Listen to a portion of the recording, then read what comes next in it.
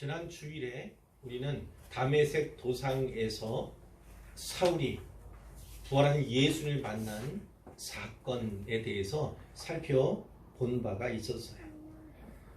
사울이 위협과 살기가 등등한 채 대제사장에게서 공문을 받아 들고 일행과 더불어 다메섹으로 향했는데, 남녀를 막론하고 예수 믿는 자들을 결박해서 예루살렘으로 끌고 올 심산이었죠. 근데 다메섹에 가까이 이르렀을 때 하늘부터 빛이 임했고, 그가 엎드려졌을 때 사울아 사울아 네가 어찌 나를 박해하느냐 라는 예수님의 음성이 들렸습니다. 그리고 그 지시하는 바가 이어졌어요. 그때 어떤 일이 벌어졌습니까? 사울이 아무것도 보지 못하게 되었습니다. 사람의 손에 이끌려서 다메섹으로 들어갈 수밖에 없는 상태가 되었죠. 들어가서는 사흘 동안 보지도 못하고 먹지도 마시지도 못하는 그런 상황이 전개되었습니다. 근데 그 상황 속에서 그는 무엇을 합니까? 바로 기도했다는 겁니다. 오늘 본문에도 나오지만 11절에 보면 그가 기도하는 중이다 이렇게 말씀하신 바가 있어요. 자, 그 기도 얼마나 혼란스러울까? 급격하게 갑작스럽게 당한 이 일, 그런데 얼마나 혼란스러울까를 우리가 생각할 수 있잖아요. 일평생 동안 성경적이라고 믿었잖아요. 하나님 말씀을 준행하면서 그분을 위해서 일했다고 생각했잖아요. 나와 같은 열심과 열정이 다시는 없을 것처럼 그렇게 사역해 왔잖아요. 그런데 그 확신에 찬 사역이 송두리째 뿌리 뽑히고 무너져 내리는 그런 참담한 상황을 사울이 겪게 된 겁니다. 그럴 때 그가 선택한 것은 무엇입니까? 하나님의 뜻을 구하는 거예요. 그러기 위해서 그가 금식하면서 식음을 전폐하면서 기도했다. 우리는 이렇게 받을 수가 있습니다. 자, 그 다음에 이 나오는 얘기가 이 사울과 아나니아의 만남에 관한 이야기죠. 10절에 보니까요, 그때 다메섹에 아나니아라는 제자가 있었어요. 이 아나니아 유대식 이름이에요. 제자라고 하는 건 그가 그리스도인이라는 것이고, 유대인 그리스도인이다 이렇게 이해하시면 되겠는데, 그가 다메섹에 살고 있었던 거예요. 그 아나니아에게 주께서 환상 가운데 말씀하셨습니다. 이 환상에 나오지만 특히 사도행전에서는 환상이 중요한 모티브를, 동기를 제공해 줍니다. 하나님의 환상을 보여줄 때마다 사람에게 혹은 교회에게 새로운 일을 맡기시는, 그래서 새로운 일이 시작되는 그런 것이 환상을 통해서, 이 환상이라고 하면 성령께서 역사하시는구나 라는 것을 우리가 분명히 붙잡아야 하는 거죠. 아나니아야 이렇게 말씀하셨을 때 주여 내가 여기 있나이다. 물론 성경에 고유한 표현이죠. 그런데 이게 어떤 의미입니까? 순종할 준비가 되어 있습니다. 말씀만 하십시오. 이게 바로 주여 내가 여기 있나이다. 여기에 담긴 함이에요. 우리도 내가 여기 있나이다. 이런 자세로 신앙생활하면 좋겠습니다. 11절 보세요. 주께서 계속 말씀하셨어요. 일어나 집가라 하는 거리로 가서, 이 집가는 거리 이름이에요. 유다의 집에서 다소 사람 사울이라 하는 사람을 찾으라. 그가 기도하는 중입니다. 자, 집가는 다메섹에서도 아주 번화가에 속한 크고 번화한 거리로 알려져 있습니다. 여기에 집을 소유하고 있다? 그건 그가 부유한 사람이구나 라는 것이고요. 유대인이 유다의 집 그런 거 보니까 그 집가라고 하는 거리에 집을 소유한 부유한 유대인임을 알 수가 있고요. 자, 사울이 눈이 멀었잖아요. 근데 일행이 그를 데려간 곳이 유다의 집인 걸 보니까 유다의 집에 가기로 이미 예정돼 있었던 거예요. 거기에 머물면서 간혹 회당에 들어가서 예수 믿는 자들을 끌어가고자 계획했던 장소가 바로 유다의 집이라는 거지요. 자, 거기에 가면 다소 사람 사울이 있다. 이 다소는 길리기아에 있는 도시 이름이고, 이 다소의 바울 이렇게 자기가 얘기하기도 하잖아요. 그러니까 이 사람은 그 디아스포라 유대인이지요. 이 사울이라는 사람은 자, 그를 찾으라. 그가 기도하고 있다. 그러면서 하신 말씀이 그가 아나니아라는 사람이 들어와서 자기에게 안수하여 다시 보게 하는 것을 보았느니라.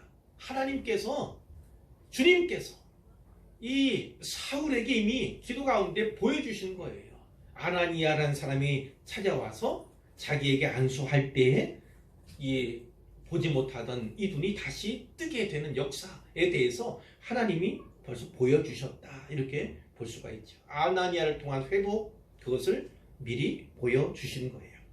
자, 아나니아가 그 주님의 말씀을 들었을 때 어떤 반응을 나타냅니까? 주여, 이 사람에 대하여, 이 사울이라는 사람에 대해서 내가 여러 사람에게 들은 바가 있는데요. 그가 예루살렘에서 주의 성도에게 적지 않은 해를 끼쳤다 합니다. 그렇잖아요. 박해가 일어났을 때 앞장섰던 사람이 바로 사울입니다. 뿐만 아니라 여기 다메섹에서도 주의 이름을 부르는 모든 사람을 결박할 권한을 대제사장들에게서 받았나이다 알고 있는 거예요. 이렇게 하나님한테 주님한테 얘기를 하죠. 그러자 주님 뭐라고 하십니까? 가라. 그래도 가라. 이 사람은 내 이름을 이방인과 임금들과 이스라엘 자손들에게 전하기 위하여 택한 나의 그릇이다. 내가 택한 그릇이다. 이 그릇이 뭐예요? 그릇은 쓰임이 있잖아요. 다른 성경에 나오잖아요. 쓰임이 있잖아요. 용도가 있잖아요. 바로 그겁니다. 하나님께서 쓰고자 하셨다는 거예요. 쓰고자 하는 사람이라고 이제 비유적으로 이야기를 한 거예요. 자, 특별한 역할, 기능이 그에게 주어졌는데 사울에게는 어떤 역할이, 어떤 사명이 주어졌습니까? 이방인에게 복음을 전할 일꾼으로 그를 부르신 거죠. 줄여서 이방인의 사도로 부르셨다는 것을 우리가 그의 입술의 고백을 통해서도 분명히 알게 되죠.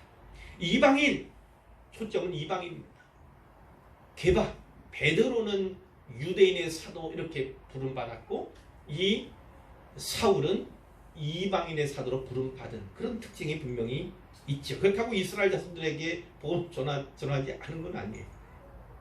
여기 보면 이방인이 먼저예요. 근데 이방인은 사도행전에서 어때요? 바울의 복음을 듣고 예수님이 영접하는 사람들로 많이 나와요. 물론 다는 아닙니다만. 자, 임금들, 왕들이죠. 이 왕들은 어떤 겁니까? 물론 그 중에는 그렇지 않지만 복음을 듣고 믿기를 꺼리는 사람들로 나타나고, 그리고 유대인 이스라엘 자손들은 어떻습니까? 오히려 바울이 전한 복음을 부인할 뿐만 아니라 그를 박해하는 자들로 나타나고 있음을 우리가 성경을 통해서 보게 됩니다. 자, 이렇게 사명에 대해 말씀하셨는데 또 말씀하신 것이 있어요. 16절에 보니까 사울이 받을 고난에 대해서도 말씀합니다. 그가 내 이름을 위하여 얼마나 고난을 받아야 할 것을 내가 그에게 보이리라. 아마 기도 통해서 보여주셨을 수도 있지만 앞으로 계속해서 보여주실 거예요. 아니, 이 사람이 왜 고난을 받습니까? 왜 박해받고 핍박받습니까? 예수님 때문에 받게 되는 거예요. 사명자에게는 혹독한 고난이 따르기도 합니다. 복음으로 말미암아 받지 않아도 될 박해와 핍박을 사서하는 경우도 있는 거예요. 그러나 그 복음에 붙잡히고 사로잡힌 자만 그 기쁨을, 그 만족을 경험하고 느끼고 고백할 수 있게 되는 것이죠. 자, 17절로 갈게요. 아나니아가 나가서 그 집에 갑니다. 유다의 집이죠. 그리고 사울을 만나서 그에게 안수를 합니다. 하는 말이 뭡니까? 형제 사울아. 사울을 뭐라고 불러요? 형제. 전에는 원수와 같고 대적과 같은 자였는데 형제는 어떤 의미예요? 그도 예수님을 영접한 그리스도인임을 그가 인정하는 거예요. 단지 인정할 뿐만 아니라 이제 다른 형제들과 교제할 수 있는 길을 열어주고 있음을 우리가 확인하게 되는 거죠. 형제 사울아, 곧 네가 오는 길에서 나타나셨던 예수께서 나를 보내어 너도 다시 보게 하시고 성령으로 충만하게 하신다. 이렇게 안수기도 한 거죠. 안수기도를요. 자, 그랬더니 어떤 일이 벌어졌습니까? 즉시 그 즉시로 어떤 일이 벌어졌냐면 사울의 눈에서 비늘 같은 것이 벗겨져 다시 보게 되었다. 뭐 눈에서 비늘 같은 게 벗겨졌다는 것이 사실 우리는 상상하기 어렵잖아요. 망망이 벗겨지면 큰일 나는 것 아닙니까? 그런데 어떤 기이한 일이, 기적과 같은 일이, 가시적인 일이 그에게 분명히 드러나게 되었고, 그는 떠 있었지만, 눈을 뜨고 있었지만 보이지 않았던 상황 가운데서 다시 보게 되는 기적을 이 아나니아를 통해서 경험하게 되는 거예요. 자, 그 다음에 어떻게 했습니까? 세례 받았습니다. 그리고 그때부터 다시 사흘 만에 음식을 먹게 되고 강건하게 되었다는 것이죠. 이 아나니아 생각해 보세요. 자, 이 사울은 어떤 사람이라고요? 그가 주님 앞에 환상 가운데 말씀을 드렸던 것처럼, 아니었던 것처럼, 예수 이름 부르는 자들 포박하기 위해, 붙잡기 위해서, 그리고 하기 위해서 온 사람 아닙니까? 이미 그런 많은 일들을 해왔던 이가 바로 그 아닙니까? 그 아나니아 자신도 그에게 가면 어떻게 해요? 사자 앞에 제 발로 들어가는 건 아닙니까? 잡아먹힐 그런 우려가 예상되지 않습니까? 그런데 자기의 안위를 살피지 않고 기꺼이 주님의 명령에 순종하고 있는 거예요. 왜 그렇겠어요? 왜 두려움이 없었겠습니까? 왜 염려가 없었겠어요? 그러나 그 가운데도 주님의 말씀을 더 신뢰했기 때문에, 주님을 더 신뢰했기 때문에 그가 선택하고 순종할 수 있게 되는 거죠. 우리들 가운데도 바로 순종의 문제, 참 순종하지 않는 신자들 많아요. 순종하지 않는 그리스도인이 너무나 많이 있습니다.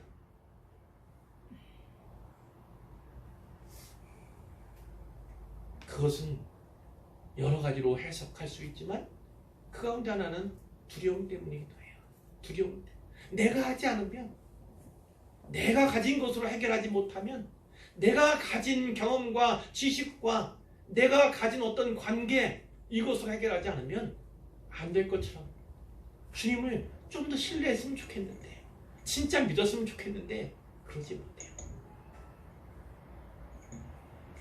그런 안타까운 모습들이 아주 많이 발견되죠. 자, 그 안수기도 받고 그가 다시 강건하게 되었어요. 19절에 보니까 사울이 다메섹에 있는 제 아들과 함께 며칠 있을새 그 유다의 집에서는 아마 나왔을 겁니다. 그 유다는 이미 다메섹에 도착했을 때 묵기로 예정된 그것 아니겠어요? 그것은 말하자면 한패일 수 있잖아요. 한패일 수 있어요. 그런데 지금 이 사울은 이제 회심했지 않습니까? 회심했잖아요.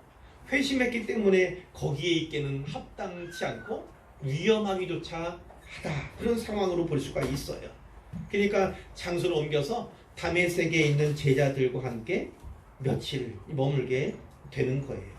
그런데 그 동안에 어떻게 합니까? 역시 즉시라고 하는 단어 또 나오죠.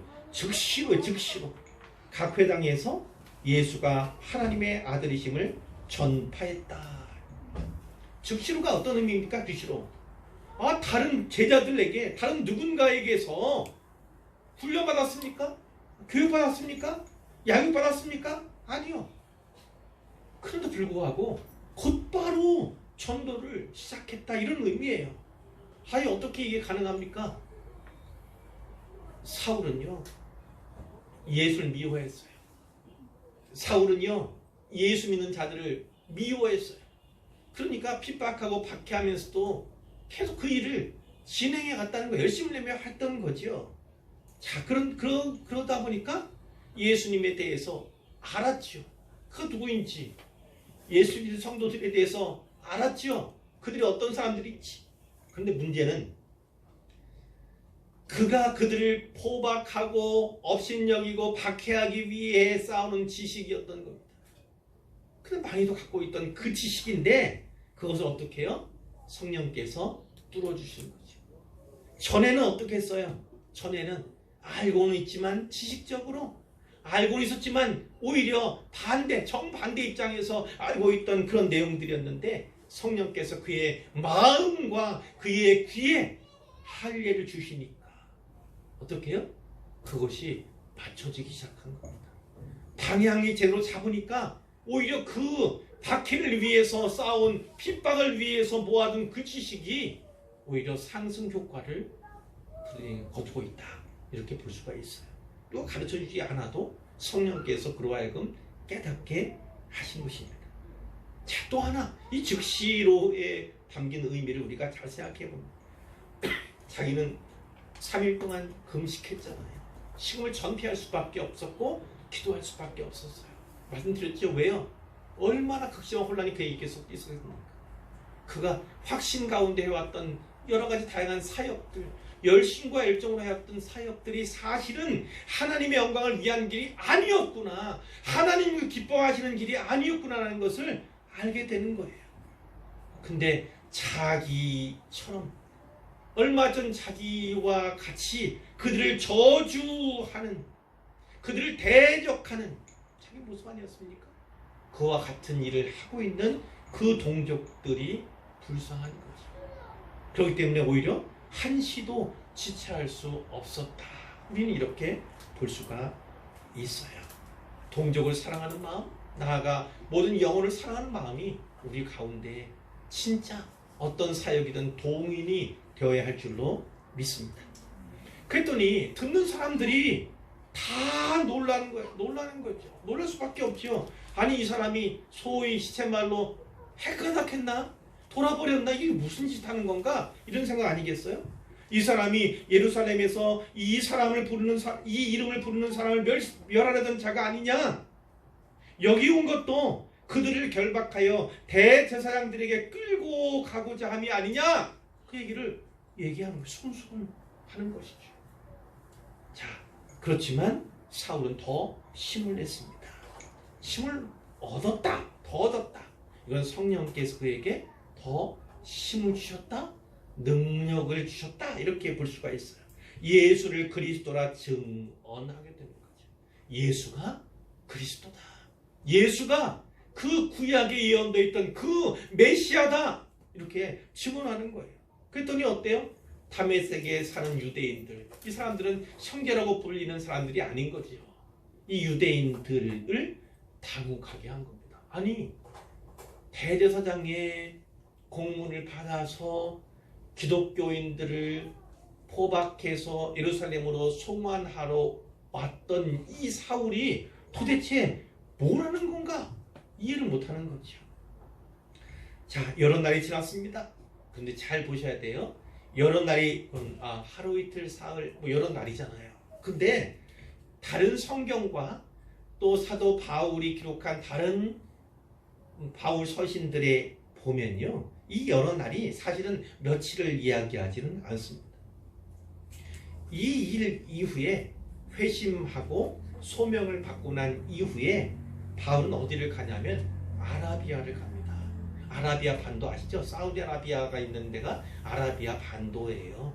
그 북부 쭉 올라가면 이제 거기에 요르단이라는 나라가 있고 그 왼쪽으로는 이스라엘이 있는 그런 지도가 그렇게 되어 있거든요. 그런데 그 이스라엘 그 성경 유적지 제가 성지순례 이 말을 안 쓰려고 하다 보니까 갑자기 표현이 좀 그랬는데, 성경 유적지를 탐방하러 갈 기회가 있으면 이스라엘도 가고 요단강 건너 요르단이라고 하는 나라도 가게 됩니다.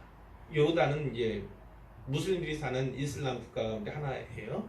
근데 이 요르단 맨 남쪽에 뭐가 있냐면 페트라라고 하는 유적지가 있어요. 페트라라고 하는 그 영화에도 많이 나오는 아주 장엄한 바위들이 있고 거기에 길이 난 그런 거. 거기에 그 나바티아라고 하는 국가가 있었고 거기에 사람들이 거기에 살았던 그런 흔적들이 많이 있거든요. 그런데 그 학계에서는 바로 이 사울이 회심하고 사명을 받은 후에 아라비아 바로 거기로 갔다 이렇게 알려져 있어요. 그것이 거의 정설처럼 굳어져 있습니다. 자, 뭐 하러 갔습니까? 선교하기 위해 갔다. 이렇게 알려져 있고요. 그 기간이 다시 다메섹으로 돌아올 때까지의 기간을 3년으로 봅니다. 3년. 그것은 그냥 유추한 게 아니에요. 갈라디아서 1장에서 사도 사울이 직접 이야기를 합니다. 직접 이야기한 내용이 있어요. 자, 그 3년이 지난 뒤 일로 우리는 받을 수가 있는 거예요. 유대인들이 사울 죽이기를 공모했습니다. 유대인들이 사울을 죽여야겠다. 앞에 것과 얘기하면 예수를 그리스도라고 하니까 당혹했잖아요. 그 당혹한 유대인들이 사울을 죽여야겠다. 이렇게 이제 공모하게 되는 거예요. 근데 그 계교가 사울에게 알려졌습니다. 그들이 그를 죽이려고 밤낮으로 성문에서 지키건을 지켰죠. 근데 어떻게 해요? 그의 제자들이, 여기 그의 제자, 그는 누구예요? 사울입니다. 사울의 제자들이, 그러니까 사울로부터 복음을 전해 들은 사람들, 그 제자들이 밤에 사울을 광주리에 담아서 성벽에서 달아내립니다. 그러니까 위기에서 그들을 구출해줬다. 그를 구출해줬다. 구원해줬다. 이 얘기예요. 그런데 고린도전서 11장에 보면요, 32절, 33절에 이런 기록이 있어요. 바울이 쓴 거예요. 다메섹에서 아레다 왕의 고관이 나를 잡으려고 다메섹 성을 지켰으나, 그러니까 이것도 만든 겁니다. 유대인들도 그렇고 아레다 왕의 고관이 그를 잡으려고 다메섹 성을 지켰다. 그러니까 지키고 있는 거예요. 자, 나는 광주리를 타고 들창문으로 성벽을 내려가 그 손에서 벗어났노라. 이런 기록이 고린도전서 11장에 기록이 되어 있어요. 이것과 합해서 이해를 하면 좋겠다. 이런 말씀을 드리고요. 그 즉시로 이렇게 다메섹 도망쳐서 어디로 갑니까? 예루살렘으로 갑니다. 예루살렘으로 올라가는 거죠. 26절에 보니까 사울이 예루살렘에 가서 제자들을 사귀고자 하나, 자기도 예수 믿는 자 아닙니까? 이제 그리스도인 아닙니까? 그러니까 예수 믿는 자들, 먼저 믿은 자들, 특히 예루살렘에 있는 사도들, 제자들을 만나 그들과 사귀기를 원하는 거예요. 가까이 하기를 원하는 거예요. 그러니까 예루살렘을 떠난 지 3년 만에 돌아온 거예요. 3년 만에. 갈 때는 어떻게 했다고요? 예수 믿는 자를 다 잡아오려고 간 거 아닙니까? 그런데 지금 와서는 뭐예요? 그리고 사귀고자 하니까 그들이 마음이 내키겠어요? 그거를 인정합니까? 그렇지 않았음을 여기서 분명히 말씀한 거예요. 갈라디아서 1장에 보면요, 그 후 3년 만에 내가 게바를 방문하려고, 베드로 방문하려고 예루살렘 올라갔다, 이런 기록이 있어요. 그런데 다 두려워하는 거예요. 왜 두려워합니까? 그가 제자됨을 믿지 아니하기 때문에. 진짜 이 사람이 제자인가 아닌가? 옛날에 그런 거 있었잖아요. 뿌락지 들어가죠. 뿌락지라고 들어가죠. 뿌락지가 뭐 하는 거예요? 침투에 들어가가지고 여기서 뭐 문서 빼내든지, 혹은 여기서 그 정보 동향 파악해가지고 사실은 그 탄압하는 사람들에게 구애바치고 일러바치고 정보 제공하는 이런 사람들이 뿌락지잖아요. 그러니까 이 사람이 마치 제자인 것처럼, 회심한 것처럼 이렇게 가까이 와서 누가 이렇게 하는 거, 뭐 조직 같은 거, 그리고 어떻게 일하고 있는 거 다 파악해서 한 번에 일망타진하러 온 그런 나쁜 장난인가, 이렇게 의심하게 되는 거죠. 이해가 되기도 하잖아요. 그런데 그때 누가 나타납니까? 바나바는 들은 바가 있죠? 어디에 있었습니까? 앞에 보니까 바나바라는 사람은 참 예루살렘 교회 존경받는 사람이었어요. 그는 위로자 이렇게 불렸던 사람이잖아요. 위로의 사람이라고 불렸던 사람. 그리고 자기가 가진 그 재물을 팔아가지고 어떻게 했어요? 사도들의 발 앞에 놓았던 사람. 그 사람이 바로 이 바나바인데, 이 바나바가 나선 거예요. 이 사울을 데리고 사도들에게 갑니다. 그래서 몇 가지를 그들에게 이야기를 하는 거죠. 질문해 주는 거예요. 어떤 걸 했습니까? 그가 길에서 어떻게 주를 보았는지에 대해서. 두 번째는 주께서 그에게 어떤 말씀을 주셨는지, 세 번째는 다메섹에서 그가 어떻게 예수의 이름으로 담대하게 말하였는지, 담대하게 복음을 전했는지 그것에 대해서 이야기를 해주는 거예요. 예루살렘 교회에서 존경받는 사람인 바나바가 이렇게 사울에 대해서 증언해주고 변호해주니까 사람들의 생각이 바뀌는 거죠. 사울을 환영하게 되었습니다. 28절에 그래 사울이 제자들과 함께 있어 예루살렘에 출입했다는 거죠. 제자들과 함께 어울리고 사귀고 교제하게 되었다는 것입니다. 자, 또 주 예수의 이름으로 담대히 말했다. 복음을 전하는 거죠. 헬라파 유대인들, 이 헬라파 유대인, 이 사울 자신이 헬라파 유대인이었잖아요. 디아스포라 유대인이었잖아요. 근데 이들은 강경한 사람, 사울이 그랬던 것처럼, 회심하기 전에 사울이 그랬던 것처럼 아주 강경파들이 많았어요. 이 강경파 헬라파 유대인들과 함께 말하면서 변론하는 거죠. 변론은 말싸움하는 거죠. 싸우는 건 아니지만 누가 옳다 그러다 그걸 증명하기 위해서 하는 것이 변론인데요. 자, 그러니까 그 헬라파 유대인들이 어때요? 미워하게 되죠. 안 되겠다, 죽여버려야겠다. 그래서 그 사람들이 사울을 죽이려고 힘쓰게 되는 거예요. 근데 이것을 형제들은 그리스도인이죠.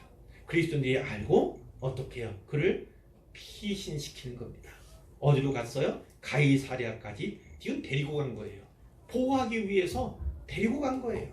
가이사랴는 어디 있습니까? 지중해 연안에 있는 항구 도시입니다. 예루살렘에서는 약 100km 정도. 가이사랴가 두 곳이 있어요. 하나는 그냥 지금 말씀드리는 가이사랴 항구 도시예요. 거기에는 유대를 다스리는 로마 총독이 머무는 관저가 있어요. 그리고 어떤 절기 때마다 예루살렘으로 그가 올라오곤 했거든요. 또 하나 어디냐면 가이사랴 빌립보. 그건 헬몬산 쪽으로 가장 높은 곳에 있는 바로 거기에요. 근데 이 가이사랴는 항구 도시다, 이렇게 아시면 되고, 그 항구 도시, 그러니까 배 태워서 피신시켜야겠다 생각으로 간 거죠. 그리고 결국 어디로 갑니까? 그가 다소로 갑니다. 다소는 어디예요? 자기가 태어나 자란 곳이 바로 다소죠. 그 자기의 고향으로 가게 되는 거예요. 훗날 사울은 이 일에 대해서 회상을 하는데요. 뒤에 22장 17절 이하에 나옵니다. 후에 내가 예루살렘으로 돌아와서 성전에서 기도할 때 황홀한 중에 또 환상 가운데죠. 주께서 내게 말씀을 하셨다. 속히 예루살렘에서 나가라. 그들은 네가 내게 대하여 증언하는 말을 듣지 아니하리라. 네가 증언해도 그들은 지금 듣지 않을 거다. 그러니까 예루살렘 속히 나가라. 그러니까 바울이 뭐라고 합니까? 사울이 뭐라고 해요? 주님, 내가 주를 믿는 사람들을 가두고 또 각 회당에서 때리고 또 주의 증인 스데반이 피를 흘릴 때에 내가 곁에 서서 찬성하고 그 죽이는 사람들의 옷을 지킨 줄을 그들도 압니다. 이렇게 얘기를 하고. 그러니까 근데 예수님이 다시 한번 말씀하신 거죠. 떠나가라. 가라. 내가 너를 멀리 이방인에게로 보내리라. 이렇게. 그러니까 그냥 그 형제들이 위험을 알고 가이사랴로 보내어 다시 다소로 가게 했지만 사실은 뭐가 있다고요? 예수님께서 그에게 명령하셨기 때문에 그가 간 것으로 우리는 받을 수가 있게 되는 거예요. 사도 사울이 뒤에 어디에 나옵니까? 11장 가서야 나와요. 11장 25절에 가서야 이 사울 이야기가 다시 나옵니다. 그는 어디에 있습니까? 여전히 다소에 있는 채로 나오게 되는 거예요. 그러니까 이 소명을 받고 특히 이방인의 사도로서 큰 소명을 받았지만 하나님께서는 그에게 기다림의 시간을 허락하셨다는 것입니다. 그러니까 하나님께 적절한 때 다시 그를 사용하실 때까지 그는 기다려야 하는 거예요. 이와 같이 모든 일에는 때가 있습니다. 때가 있어요. 하나님의 선하신 때를 잘 분별해야겠죠. 그러기 위해서는 더욱더 기도해야 합니다. 기도하지 않고는 자의적으로 판단하고 때를 자의적으로 해석하게 되는 그런 어려움도 어리석음도 경험하게 되는 거죠. 이제 마지막 한 절 31절만 남았습니다. 그리하여 온 유대와 갈릴리와 사마리아 교회가 평안하게 든든히 서가고, 이건 어떤 걸까요? 핍박이 요 당시에는 없었던 겁니다. 그러나 끝난 것이 아니죠. 잠깐 그 핍박과 박해가 멈추고 쉬어있는 그 상황을 얘기하는 거고요.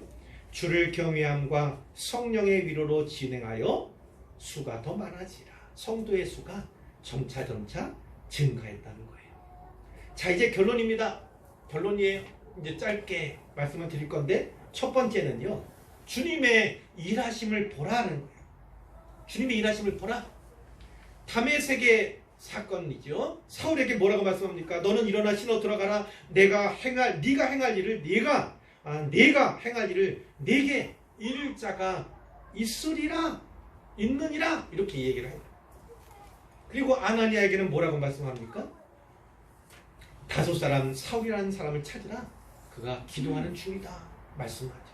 또 아나니아라는 사람이 들어와서 자기에게 안수하여 다시 보게 하는 것을 그가 보았다. 기분 어때요? 환상을 주시는 주님이시니까 주님이 직접 하실 수도 있고요, 직접 회심시키고 직접 사명을 주실 수도 있는데, 어떻게 해요? 아나니아를 통해서 그 일을 하십니다. 우리가 주목하는 건 하나님은 사람을 통해서 일하신다는 사실이에요. 사람을 통해 일하신다는 사실이죠. 왜 그럴까요? 왜 아나니아로 하여금 마음의 부담을, 왜 마음의 심적인 고통을 주시면서 그렇게 일하실까요? 그 당시에 아나니아는 잘 몰랐을 수 있어요. 단지 모르는 가운데 순종했을 뿐이죠. 그러나 주님은 어떤 일을 하십니까? 그 다음 수순까지도 다 생각하고 계신 거예요. 어떤 거예요? 이 사울을 배려하기 위한 거죠. 그는 어떤 사람이에요? 포악자, 박해자, 핍박자 아닙니까? 그걸 누가 좋아하겠어요? 어떤 주의 형제라도 그를 가까이 할 수 있겠습니까? 그런데 아나니아가 안수함으로 그 눈이 떠지는 역사, 기적이 그 아나니아를 통해서 일어나는 그 역사를, 그리고 세례라는 건 뭐예요? 회중 앞에서 그것을 공인받는 것과 같은 것이잖아요. 이미 회심은 이루어진 거니까. 그러니까 사울의 회심이 진정한 것임을 보여주는 효과가 있습니다. 다른 제자들에게 그것을 받아들이도록 하는, 그러니까 사울이 변화되었음을, 사울이 주님이 택한 그릇임을 확고하게 그들이 깨닫게 될 때까지 배려하시고 도우시는 거죠. 그래서 우리는 꼭 기억해야 합니다. 아무리 뛰어난 선교사라 할지라도, 아무리 뛰어난 신학자라 할지라도 다른 형제들의 도움과 보호와 기도가 없이는요, 그 일을 혼자 감당할 수 없어요. 그러니까 그에게 동역자들을 붙여주시는, 한 형제요 자매인 것을 인정하고 기꺼이 돕게 만드는 그런 일을 하게 되는 거죠. 뒤에 가면 또 누가 나와요? 바나바. 그 위로의 사람 바나바를 이 하나님이 사용하시는 것을 보게 되는 거죠. 이 사도를 비롯해서 예루살렘에 먼저 믿는 제자들 두려워했어요. 가까이 할 수 있었습니까? 그럴 수 없었어요. 그때 바나바 나서게 하신 것도 주님. 그러니까 이 하나님께는 직접 모든 일을 다 하실 수도 있지만 하나님은 사람을 통해 일하신다. 아나니아와 또 바나바 같은 사람을 통해 일하신다. 그렇기 때문에요, 우리는 어때요? 어떤 생각해요? 하나님께서 누군가의 구원을 위해서, 누군가를 세우기 위해서 나를 사용할 수 있다, 우리를 사용할 수 있다는 생각을 분명히 가져야 합니다. 그렇기 때문에 하나님께서 나에게 어떤 마음을 주실 때, 인도함이 분명해질 때, 기도를 통해서 하나님께서 말씀하실 때에 어떻게 합니까? 기꺼이 순종할 마음의 자세를 가져야 한다. 아나니아처럼, 바나바처럼 그렇게 아름답게 사용되는 화해의 도구가 되어야 한다. 이렇게 말씀을 드릴 수 있어요. 두 번째 말씀드릴 건 이겁니다. 복음의 능력을 보라는 겁니다. 복음의 능력을 보라. 짧게 하겠어요. 사울은 어떤 사람이라고요? 박해하던 자였어요. 예수 믿는 사람들을 박해하고 핍박하던 사람이 바로 그입니다. 그런데 하루아침에 바뀌었잖아요. 180도의 회심이 일어났잖아요. 그러니까 그가 어떻게 합니까? 이제는 박해하던 자가 박해받는 자로 나아가는 거예요. 박해받는 자. 자, 하나만 더. 그럼 다이 사울의 입장에서는 어떨까요? 그는 이미 구약에 대해서 성경 지식 아주 충만한 사람이었습니다. 이미 학문적으로도 지식적으로 잘 준비되었던 사람이에요. 근데 문제는 방향성이 달랐습니다. 180도 달랐어요. 부활한 예수님께서 그를 만나 주시고 터치해 주시니까 그가 바뀐 거죠. 단지 방향만 바꿔주실 뿐이에요. 그 전에 어떤 학문적, 지식적 이런 것들은 다 쌓아놓은 겁니다. 잘 기억하셔야 합니다. 하나님께서는 내가 준비된 자라면, 내가 준비되어 있는 것을 아름답게 허등하게 사용할 수 있는 분임을 분명히 기억하시길 바랍니다. 그러기 위해서 부르심, 특히 소명, 사명으로서의 부르심 받는 모든 신자가 있지만 특별한 부르심을 향해서도 늘 열려 있어야 합니다. 하나님께서는 내가 가진 모든 경험과 지식, 또 내게 가진 어떤 탁월한 점들, 이런 것들을 언제든 더 아름답게 등에 사용할 수 있는 분임을 분명히 기억하시고 기도하시면서 더욱더 성경 공부 잘하시는 모든 분들 되시기를 우리 주님의 이름으로 축원합니다.